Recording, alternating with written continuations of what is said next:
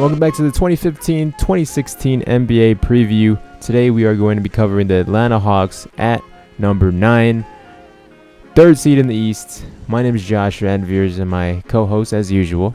What's up, YouTube? It is the one and only legend of winning, aka Low. And if you don't know, I'm an Atlanta native.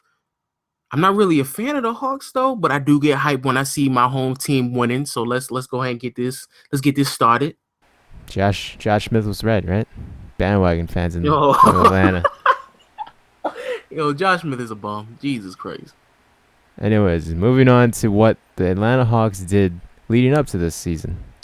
So speaking of Josh Smith, I completely forgot about him because being in Atlanta, we like to forget about him anyway. One of the best moves that they made that end up starting this spark of They didn't sign Joe Johnson back. They didn't sign Josh Smith back. So that was the spark of something great. Two huge contracts that they didn't end up keeping on their roster. End up picking up Paul Millsap for a pretty small Became an all-star. Became an all-star. Turned his whole career around. Also found players like DeMar Carroll with a lot of value. Al Horford had moments as well. Kyle Korver seemed to rejuvenate his contract. Drafted Dennis Schroeder his year, and Jeff Teague has continued to progress as well. Last year they hit an all-time high 60 wins under Coach Budenholzer, and we call him here, Josh. Coach Bud. No. Some people do, but we call him Pop Jr. Pop Jr. Popovich Jr. because he came up under the Popovich wing. And now he got that Popovich splitter.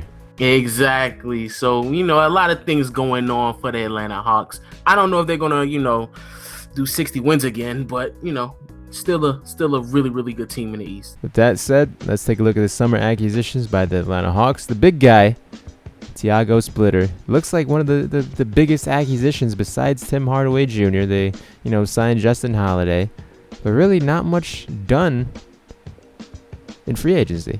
When you thought when you heard they got Tiago Splitter, what did you think they were going to do next? I tweeted about it saying yes, Splitter's finally gone. Oh wow. We might have a chance to sign LaMarcus Aldridge. Thank you, Atlanta. Thank you.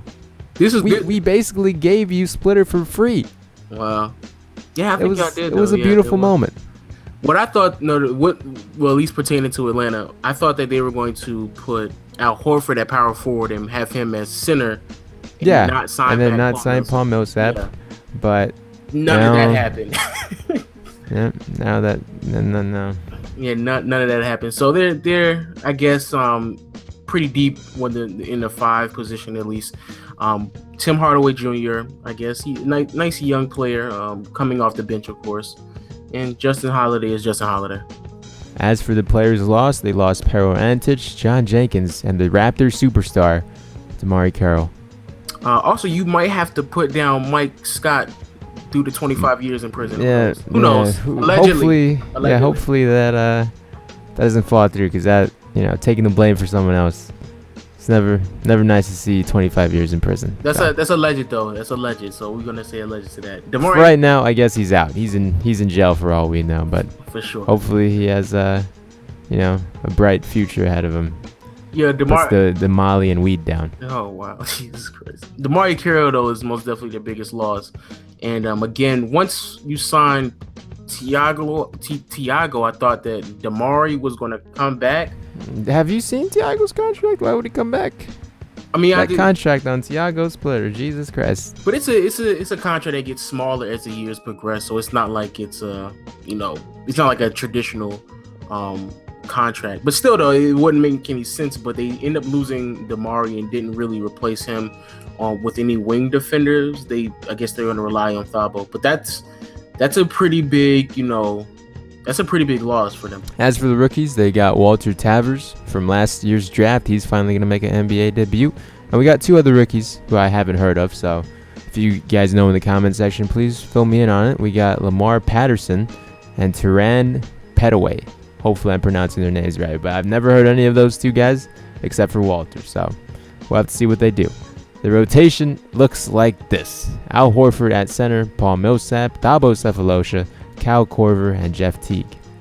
Man, like I said before, they're missing DeMar Carroll. I'm not sold on Thabo he hasn't really done much for any team since James Harden was on OKC and back in those days.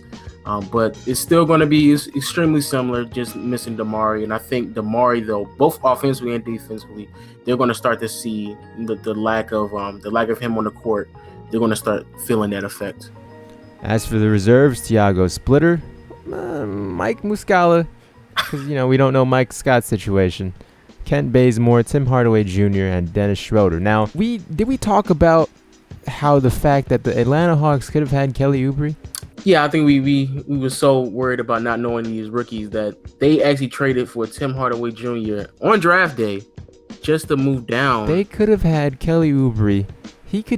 I would much rather have Kelly Oubre thrown into that starting rotation than Thabo Sefolosha. Oh wow! Because he's gonna get you buckets. We had to find out on how well he could defend, but he would have definitely been a factor for this team.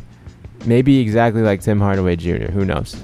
Yeah, the world may never know now. I just don't understand because the only reason why they even had a high draft pick even after one of their better seasons, their best season, is because of the whole trade with Joe Johnson, and they had the Nets pick, and then they still had a pretty solid pick. But then you traded down for Tim Hardaway Jr., put him on a wing with Kent Bazemore, and in the backcourt with Dennis Schroeder all coming off the bench.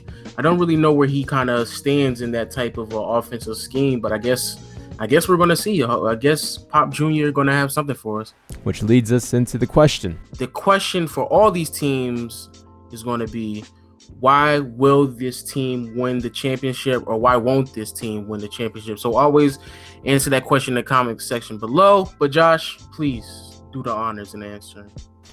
Why they will win a championship? Because, they were the first seed last year. They ran into a brick wall called LeBron James, unfortunately. And that's always every East team's kryptonite on why they will not win a championship. But like you said, they got Coach Pop Jr. coaching the team. So hopefully, he has that Popovich experience. He has the Spurs experience. He's a nice coach for the Atlanta Hawks. The Atlanta Hawks, a lot of people see them as a different version of the Spurs. I don't see it, but, I hear a lot of reports on it as why they will not win a championship or go far in the Eastern Conference, or even the finals. That is, it's just because of the lack of depth. They don't have really a backup power forward. They don't have that one guy at small forward. It's just really missing. It's not a complete team as it was with Damari Carroll as last year. So me personally, why they will win, I think Coach Bud is most definitely, he's a phenomenal coach. I like his style. I like what he does. But they won't win basically because of the same reasons why last year they didn't win, because of LeBron James. It will be inevitable that they will probably have to play LeBron James at one point if they keep progressing in the playoffs. And it's the same issue as last year. They don't have nobody to guard LeBron. They had Damari for a second, and then he went down in the playoffs. And then at that point, it really became prevalent that a player like Paul Millsap most definitely cannot guard LeBron. And I see the same issue going. He might. He might be playing some of that small forward role this season. Is he going to play small forward, Josh? I've been seeing articles. I've been seeing him working out on his lateral quickness. Oh, my God. You got to ask those Atlanta Hawks natives around your area. Oh, boy. If he plays small forward, it's going to be over. Moving on to the predictions. That Damari Carroll hit is more than what I think a lot of people believe. I just wish they probably... I think they've been better off with just getting rid of Paul Millsap and keeping Carroll. But I think this team could win 50 games. I don't see 60 again. I think last year was just an anomaly, and they had a really good year. But they'll still make the playoffs for sure. They'll definitely make the playoffs. I see Paul Millsap playing that small forward role from time to time. He's not going to play a whole lot, but we're going to see Splitter, Al Horford, and Paul Millsap all on the floor at one point. Oh, I promise you. And it's going to be bad because Al Horford, he's probably going to be playing a lot more power forward minutes just because of the fact that, besides Paul Millsap, they have nobody there. Mike Scott really messed them up. Yeah, he did. He messed up, man. Man, get your life together, people, man. You're a grown man. You're a millionaire. You still making decisions like that, man? Come on, get your stuff together. But yeah, man, I hope I don't see Paul Millsap out there in the perimeter, because at that point, you might have just kept Josh Smith. I don't understand what's going on. With that said, we'd like to thank you guys for watching.